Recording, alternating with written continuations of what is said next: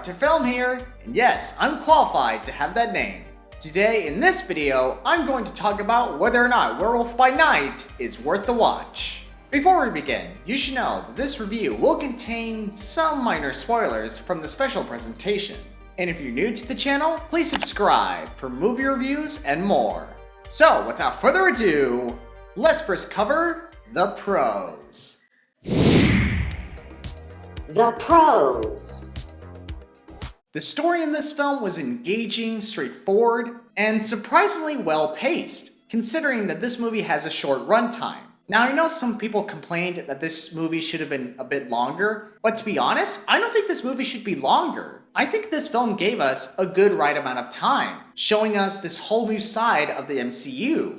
Making this film longer would have made it less exciting and a bit more of a drag. As for the characters were good in this movie, especially Jack Russell, played by Gael Garcia Bernal. He did a great job keeping you intrigued and curious to learn more about this character. And man, when he transforms into the werewolf, that's where he shines in this movie. Even though the werewolf shows up in the final act, it was still worth the wait. And you gotta give it to the crew for creating such a realistic depiction of a werewolf. And yes, let's talk about the elephant in the room. Man-Thing. Dude, I am so glad that he was in this movie. I swear, if you take him out of the movie completely, it wouldn't be the same without him. The filmmakers did a great job bringing this character to life through the use of CGI and practical effects. Oh yes, they made a costume design for the Man-Thing, and it looks pretty fantastic. And you also gotta give it to the direction and cinematography in this movie. For instance, the scene where Jack Russell transforms into the werewolf. You may not be able to see his transformation, but you can still see Elsa's expressions of fear and desperation as she sees something so monstrous that there's no escape. And this scene wouldn't be as good if it weren't for also the score. And you might be wondering, geez, who is directing this movie and who's doing the score? Well, let me answer that for you. The director of this movie and the composer of this score is none other than Michael Giacchino. Oh yes, baby, this is his first directing movie, and I think he did an impeccable job. I love monster movies because they're such allegories for feeling different from everyone else. With Michael Giacchino, directing and composing, we get to lean into the style of the monster movies of the 1930s. One of the world's greatest film composers, taking a step into the director's chair, that's where the excitement and uniqueness comes from. All right, we've covered the pros in this movie. How about we go over the cons? The cons.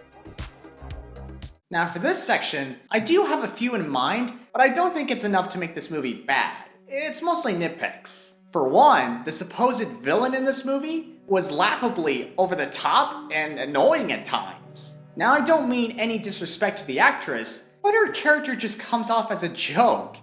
It's a bad joke. Also, some aspects of the CGI effects were good, but there were other times where the CGI effects looked standard at best, even with the black and white color scheme. And finally, I wish they would have made the hunting sequence a bit longer. I get that this movie has a short runtime, but I would have loved to see these hunters fight each other and see how they would fare against the Man-Thing. But despite this, I still thought the hunting sequence was entertaining and thrilling. Also, on a side note, how did Elsa survive this injury? The spoon is mine!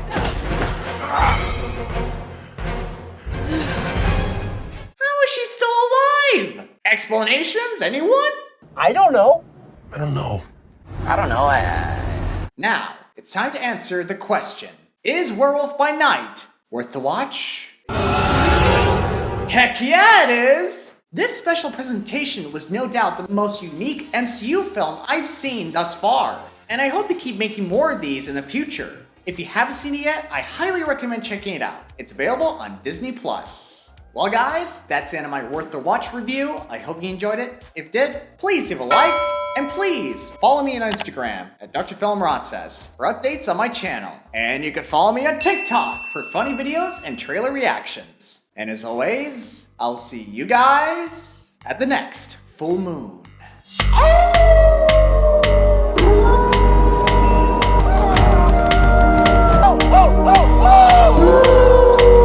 Just stop! Okay? Okay, Gregory, take it easy. Jeez, take a chill pill. Take a chill pill.